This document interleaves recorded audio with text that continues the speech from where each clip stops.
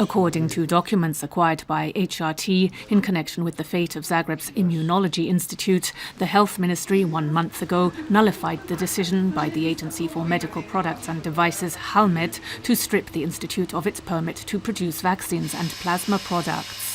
Over the last 2 years, this decision may have damaged the company by over 50 million kuna. Đuro Lobura of Vizia Croatica, a new limited partnership company, which yesterday made a binding offer for the purchase of a 54% stake in the institute, this morning suggested that the loss of the license had not been coincidental. Arriving for today's cabinet session, Health Minister Siniša Varga confirmed that the Immunology Institute would now be able to continue production under the regular supervision of the HALMED agency. He indicated that the agency was responsible for the error that had led to the suspension of the license.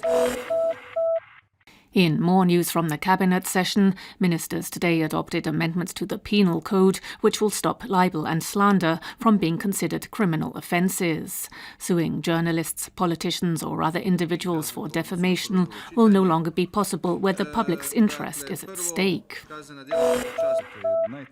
In Parliament, MPs have been debating a biannual report by the Croatian National Bank on monetary policy and price stability, covering the first 6 months of last year.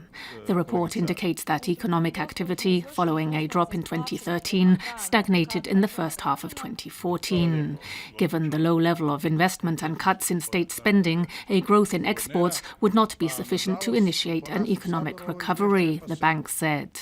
Opposition MPs complained about the delay in holding this debate, which was taking place after 9 months.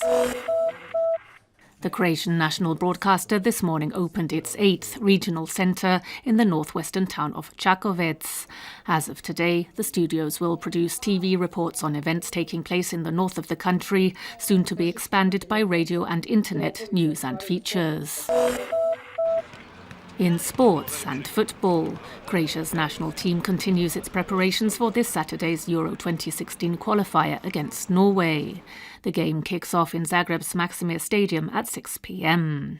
At a press conference on Wednesday, striker Ivica Olic was presented with an award for his 100th performance for his country, which was the qualifier against Italy in November of last year. Meanwhile, in handball, Zagreb's PPD is through to the semi-final of the regional Ceha League after defeating Slovakian side Tatran with a score of 33-26. They now face Hungary's Veszprém for a spot in the final. The weather this afternoon: partly sunny with changeable cloud and isolated showers. Winds on the Adriatic, the moderate to strong Yugo along the coast will lighten towards the end of the day.